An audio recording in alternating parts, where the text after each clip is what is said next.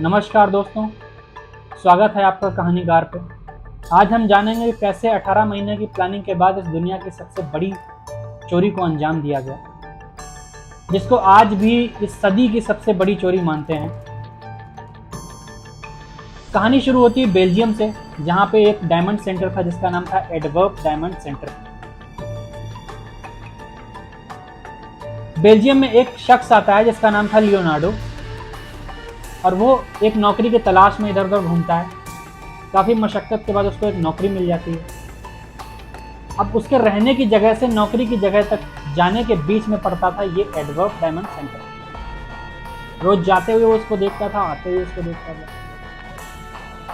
जैसे ही सेंटर की तरफ उसकी नज़र पड़ती थी तो उसके मन में कहीं ना कहीं कुछ ना कुछ खुराफात जन्म लेती थी।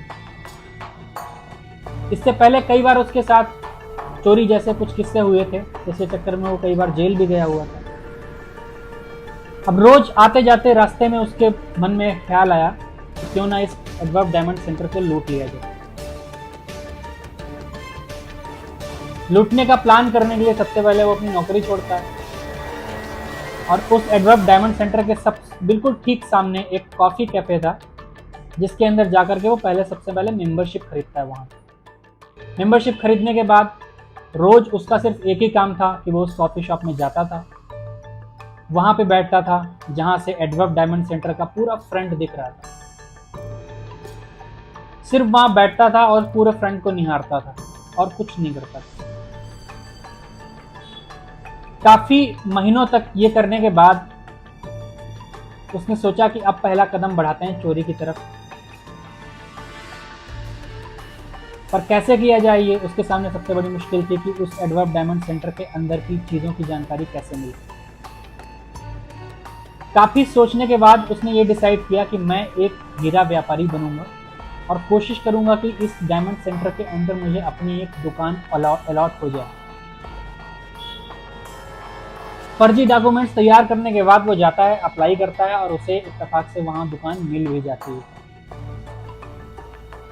अब वो जो एक चोर था अभी तक, जिसके दिमाग में चोरी का ख्याल था, अब वो उसी एडवर्प डायमंड सेंटर के अंदर एम्प्लॉई हो गया था, व्यापारी हो गया था। उसे उसके अंदर एक जगह मिल गई थी जहां पे वो 12 घंटे बैठ सकता था।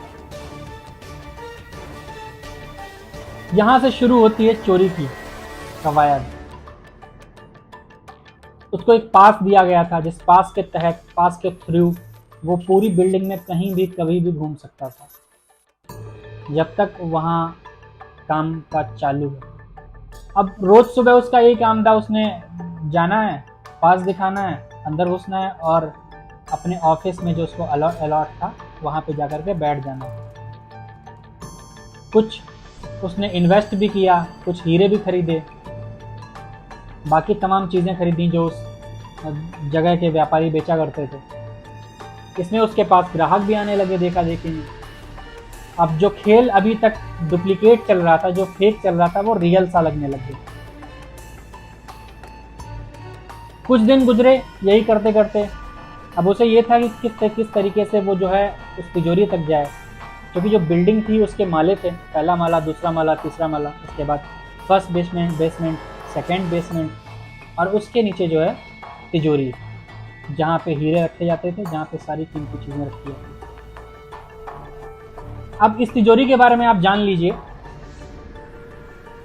जो मेन इंट्रेंस था तिजोरी तक जाने का, वहाँ पे लगे हुए थे कैमरे, और कैमरे आगे लगे हुए थे चप्पे चप्पे। जैसे ही आप उसके आगे बढ़ेंगे एक गेट मिलेगा, उस गेट में एक ताला होगा। उस ताले को आप खोल के जैसे ही अंदर जाएंगे तो वहाँ पे लगे हुए हैं सेंसर्स। वो सेंसर इंसानी शरीर का तापमान डिटेक्ट करते हैं। जैसे ही उन्हें महसूस होता है कोई इंसान इसके आसपास है और वो सेंसर ऑन है, तो वो सेंसर बजने लग जाते हैं। जब एडवर्प सेंटर बंद होता है तो वो सेंसर ऑन कर दिए जाते हैं। जैसे ही सेंसर आप क्रॉस करेंगे, उसके आगे बढ़ेंगे, तो एक कोड चाहिए होता है दरवाज़ा खोलने के लिए। वो कोड सिर्फ वहाँ के सिक्योरिटी ऑफ चीफ के पास होता है और किसी के पास नहीं होता है। आप किसी तरीके से कोड भी जान गए तो जैसे ही आप कोड के आगे बढ़ेंगे, दरवाज़ा खुलेगा, आगे बढ़ेंगे, तो एक स्टील का दरवाजा है, लोहे का दरवाजा है, और वो दरवाजा इतनी मजबूती के साथ बनाया गया है कि उसको तोड़ने में करीब करीब 8 घंटे लगेंगे। अगर आप मशीन से उसको ड्रिल करते हैं तब भी करीब करीब 8 घंटे का टाइम लगेगा। अगर आप उस दरवाजे को तोड़ लिए तो समझ लीजिए फिर आप इस दुनिया के सबसे अमीर आदमी हैं। बात आगे बढ़ती है और ये सब घट रहा है सन 2000 में।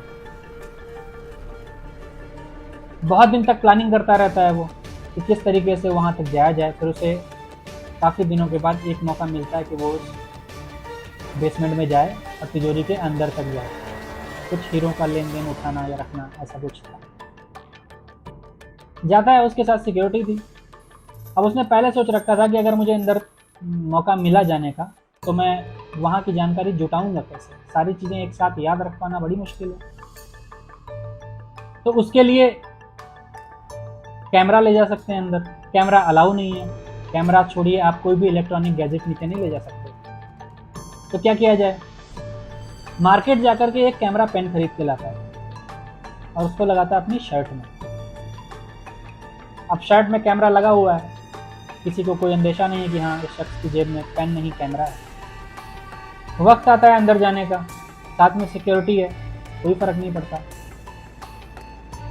जिस जिस रास्ते से वो जा रहा है सारा कुछ कैमरे में रिकॉर्ड हो रहा है। कैमरे, सेंसर, स्टील का गेट, उसके पहले का जो कोड था वो सारी चीज़ें कैमरे में रिकॉर्ड है। चप्पा चप्पा कैमरे के अंदर रिकॉर्ड है। अब इधर सारी चीज़ों की जानकारी तो मिल गई थी, तथ्य तो इकट्ठा हो गए थे, पर वो कोड कहाँ से लाएं, ये प्रॉब्लम थी। उसके लिए उसने सोचा कि क्या कर सकते हैं। कैमरे से रिकॉर्ड की हुई तस्वीरें देखने के बाद उसे वहाँ पर जो कोड था उसके ऊपर एक जगह दिखी, जिस जगह पे अगर कोई चीज़ लगा दी जाए तो उसका फोकस जो है वो सीधे उस कोड जहाँ से डालते हैं वो कोड वहाँ पे जाएगा। शाम होती है, सारे गार्ड्स चले जाते हैं वहाँ से और कहते हैं कि उन जो गार्ड्स थे वो यहूदी थे, तो उनका एक टाइम हुआ करता था जिस टाइम पे उन्होंने पूजा करनी होती थी, सारों ने एक साथ मिलकर। तो शाम का वक्त करता है, शाम के वक्त का इंतज़ार करता है वो कि कब इन लोगों के पूजा करने का टाइम आएगा। आधे गार्ड्स पहले ही जा चुके हैं कि ट्रेड सेंटर बंद हो चुका है। जैसे ही वो जो गार्ड्स थे वो पूजा करने के लिए जाते हैं तो मौका देखते ही जाता है वहाँ पर और उसी जगह पे वो उस पेन को चिपका देता है ऊपर की साइड में। अब उसका फोकस सीधे उस तिजोरी पे है जहाँ पे वो कोड डलना है। चिपका के चला आता है, घर चला जाता है। अगले दिन डायमंड सेंटर ओपन होता है, कोई गार्ड जाता है नीचे किसी ज़रूरत से, चीफ थे वो जाते हैं और उसमें कोड डालते हैं। कोड रिकॉर्ड हो जाता है कैमरे में। अब उसके पास कोड था, अंदर की सारी जानकारी थी, एक पुख्ता प्लान भी था और उस प्लान को एग्जीक्यूट करने के लिए लोग नहीं थे। अब बारी थी लोगों को ढूंढने की।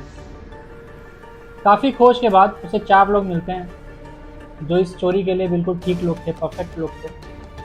उनमें से एक को महारत हासिल होती है किसी भी तिजोरी का ताला तोड़ देने में, एक की महारत होती है किसी भी सेंसर को, किसी भी कैमरे को डिसेबल कर देने में, एक शरीर से बहुत तंदुरुस्त होता है और एक गाड़ी बहुत तेज चलाता है कि अगर भागने की नौबत पड़ जाए तो वो वहाँ पर काम आए। चारों को वो अलग अलग नाम देता है। एक को नाम देता है द स्पीडी, दूसरे का नाम रखता है द मॉन्स्टर जो हैवी सा होता है, एक का नाम रखता है the keys maker, king of keys, जिसको कोई भी ताला खोल देने में महारत हासिल होती है। एक था द जीनियस जो कोई भी दुनिया का कोई भी सेंसर, कोई भी कैमरा अपने सिस्टम से हैक कर सकता था। दिन तय होता है शुक्रवार की शाम, क्योंकि शुक्रवार के बाद सैटरडे और संडे डायमंड सेंटर में बंद होना था, छुट्टी थी। दिन आता है शनिवार का 15 फरवरी सन 2003। इस दिन होनी थी चोरी। चारों चोर मौका देखते ही वहां के पास की एक बिल्डिंग में एक जगह खरीद लेते हैं, किराए पे ले लेते हैं और वहां से सुरंग खोदते हैं सीधे बेसमेंट के लिए। क्योंकि उस बिल्डिंग का भी नक्शा उन्हें कहीं से मिल गया था। सुरंग सीधे जाकर खुलती है बेसमेंट में, जहां पे तिजोरी थी। करीब करीब 8 घंटे ये खुदाई चलती है। 8 घंटे सुरंग खोदने के बाद उन्हें वो बेसमेंट साफ दिख रहा था। जैसे ही वो अंदर जाते हैं, सबसे पहले कैमरे डिसेबल किए जाते हैं। अंदर जाने से पहले ही कैमरे डिसेबल हो जाते हैं। कैमरे के बाद सेंसर कैसे खत्म किए जाए, तो सेंसर के लिए द जीनियस ने एक प्लान सोचा था कि कोई भी अगर हेयर वॉश है उसको अगर सेंसर पे मार दिया जाए तो वो जो है डिसेबल हो जाएगा, कोई भी सेंसर काम नहीं करेगा। वही होता है, उस हेयर वॉश को मार दिया जाता है सेंसर्स पे थोड़ी सी दूर से रहकर, ताकि वो तापमान डिटेक्ट ना कर पाए। ऐसा ना हो कहीं कि पहले ही अलार्म बज जाए और कुछ काम ना होता है। अलार्म डिसेबल हो चुका है, कैमरे डिसेबल हो चुके हैं। अब आती है बारी कोड की। यहाँ पे काम आता है द किंग ऑफ कीज। दुनिया का कोई भी ताला तोड़ सकता था, तो उसके लिए वो तिजोरी, सॉरी मैं गलत कह रहा हूँ। अब बारी आती है वो कोड की, जो उसमें कोड डालना था। कोड पहले से पता था, पेन से कैप्चर कर लिया गया था। कोड डालते हैं, कोड, दरवाज़ा खुलता है। अंदर एक स्टील का दरवाज़ा था जिसको खोलना था। उस वहाँ पे काम आता है द किंग ऑफ कीज। थोड़ी सी मशक्क़त के बाद वो उस दरवाजे को भी खोल लेता है। अब ये सब प्रोसेस चल रहा है, बाहर किसी को कानों कान खबर तक नहीं कि अंदर क्या हो रहा है। बहुत कम गार्ड्स ड्यूटी पे हैं, कभी छुट्टी पे हैं। बैग्स लेकर के जो आए थे, उन बैग्स में हीरे भरने की कवायद शुरू होती है। उसमें करीब करीब 1 घंटा लगता है। 1 घंटे में वहाँ के सारे हीरे साफ कर देते हैं। हीरों के अलावा वहाँ पे गोल्ड भी था, कुछ विशेष पत्थर थे जिनकी कीमत बहुत ज़्यादा होती है, वो भी गैप कर दिए जाते हैं। बैग्स में भरने के बाद जिस रास्ते से वो आए थे उसी रास्ते से वापस जाते हैं। अब चोरी करने सिर्फ 4 आए थे। जो लियोनार्डो था वो बाहर ही उनका वेट कर रहा था कार में। उसी रास्ते से बाहर निकलते हैं, कार तक पहुंचते हैं। कार में बैठने के बाद सीधे कार सरपट दौड़ती है हाईवे की तरफ। अब ये सब करने में करीब करीब 8 से 10 घंटे लग चुके थे पहले ही। 10 घंटे से उन्होंने कुछ खाया हुआ नहीं था, इसलिए वो एक शॉप पे रुकते हैं और वहाँ पे पांचों बैठ के बर्गर खाते हैं, जिसकी पेमेंट करता है लियोनार्डो। बर्गर खाने के बाद आगे बढ़ते हैं, कार में फिर बैठते हैं, आगे निकलते हैं। तो एक जंगल के अंदर कार मोड़ दी जाती है, इसलिए ताकि जो उन्होंने कपड़े पहने हुए हैं, जो ग्लव्स पहने हुए हैं, उन सारी चीज़ों को जला दिया जाए और कोई भी सबूत बाकी ना बचे। तो प्लान ये था कि 4 गाड़ी में बैठेंगे, एक जाएगा कपड़े जला के आएगा, सारी चीज़ें ख़त्म करके आएगा, बैठेगा, तब दूसरा जाएगा, वो सारे निशान मिटाएगा, फिर तीसरा जाएगा। ऐसे ऐसे करके बारी बारी से सभी अपने अपने सबूत मिटा देंगे। अब इनमें से 4 तो ये कर देते हैं, सारे कपड़े जला के आते हैं, पूरी तरीके से सेटिस्फैक्शन होकर के कि हाँ अब कुछ बचा नहीं है। 5वां जब जाता है तो उसकी कुछ घबराहट सी होने लगती है, तबीयत सी खराब होने लगती है, क्योंकि इतनी बड़ी चोरी को अंजाम दे के आए थे, तो नॉर्मल तो नहीं हो सकते थे। इसी सिलसिले में उसकी तबीयत खराब हो जाती है। घबराहट में वो जले हुए टुकड़े छोड़ देता है, और जो उन्होंने बर्गर खाया था उसका बिल आधा जला हुआ वहीं पे छूट जाता है। कार में बैठते हैं, अपने अपने रास्ते चले जाते हैं। लियोनार्डो इटली चले जाता है, बाकी 4 लोग अलग अलग जगहों पे चले जाते हैं। अब खुलता है डायमंड सेंटर अगले दिन। जैसे ही वहाँ पे तिजोरी के पास उस बेसमेंट में गार्ड जाते हैं, तो वहाँ का माहौल देख करके भौचक्के रह जाते हैं। सर पकड़ लेने के अलावा कोई चारा नहीं था, चोरी हो चुकी थी। पुलिस को इन्फॉर्म किया जाता है, पुलिस आती है, छानबीन करती है। तो वहाँ उस तिजोरी से, उस बेसमेंट से उन्हें एक भी सबूत नहीं मिलता है जिससे वो चोर तक पहुँच पाए।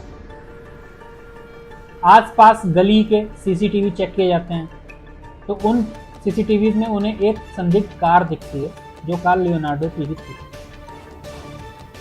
उस कार का पीछा किया जाता है वीडियोस के थ्रू, अलग अलग सीसीटीवी के थ्रू। तो पता लगता है कि वो कार उस गली से होते हुए हाईवे की तरफ गई हुई है। जैसा जैसा सीसीटीवी में दिख रहा था उस तरीके से वो लोग उसको फॉलो कर रहे थे। आगे जाकर के जब जंगल देखते हैं तो दिमाग में आता है कि जंगल को एक बार देख लिया जाए, क्या पता अंदर कुछ हो। जंगल में घुसते हैं तो जैसा कि शक था, उन्हें वो जली हुई चीज़ें मिल जाती हैं और जली हुई चीज़ों में मिल जाता है एक बिल, जिस पे लियोनार्डो का नाम था।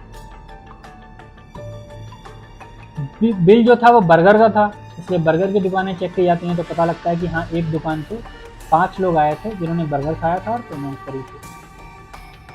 अब इसके बाद पुलिस पहुंच जाती है सीधा इटली लियोनार्डो के घर पे और लियोनार्डो को गिरफ्तार कर लेती है। इंटरोगेशन होती है, वो कुछ नहीं कबूलता, उसे नहीं पता कि चोरी कैसे हुई, कब हुई, कहाँ हुई। सबूतों के आधार पे उसे 10 साल की सज़ा दे दी जाती है और 10 साल तक वो जेल में बंद रहता है। इस बीच कई बार कोशिश की जाती है कि वो बताए, तो ऑन रिकॉर्ड्स तो नहीं, वो ऑफ द रिकॉर्ड्स कबूल करता है कि हाँ, उसने चोरी की है। कई बार जर्नलिस्ट उसके पास जाते हैं, वो पूछते हैं कि आप बताएं, अपने साथियों के बारे में बताएं। तो वो अपने साथियों की असल आइडेंटिटी तो रिलीज नहीं करता है, पर उनके नाम जरूर बता देता है जो उसने रखे हुए थे। The speedy, the monster, the genius, the king of चीज, तो चारों नाम वो बाहर कर देता है प्रेस में। आज इस चोरी को करीब करीब 20 साल हो चुके हैं और अभी भी वो हीरे पूरी तरीके से बरामद नहीं हुए और ना ही अभी तक लियोनार्डो ने उन अपने साथियों का नाम बताया। 10 साल की सजा काट के लियोनार्डो बाहर है, ऐश की जिंदगी जी रहा होगा, पर अभी भी कोशिश चल रही है कि वो हीरे किसी तरीके से जब्त कर लिए जाएं, वापस पा लिए जाएं। तो आप सोचिए कि 8 अरब के हीरों की चोरी की कहानी और सच कहानी, जिसे हम लोग आज भी सुनते हैं, वहाँ के लोग सुनते हैं, तमाम देश के लोग सुनते हैं, तो हैरत में पड़ जाते हैं कि कैसे ये पॉसिबल हो सकता है। इतनी सिक्योरिटी के बीच कोई इतना बड़ा कांड कर ले जाए और किसी को कानों कान खबर तक ना हो, बाद में भी कोई ऐसा सबूत ना मिले जिसके निशानदेही पे पक्के तरीके से कहा जाए कि हाँ, ये चोरी नहीं है। तो ये थी हमारी आज की कहानी। आपको कैसी लगी कमेंट्स में बताइएगा, लाइक सब्सक्राइब शेयर करिएगा। कोई कहानी सुनना चाहते हैं तो कमेंट में बता सकते हैं, हम आपको वो कहानी भी सुनाएंगे। इसी तरह बने रहें कहानीकार के साथ और हम आपको और भी हरतंगेज कहानियाँ सुनाते रहें।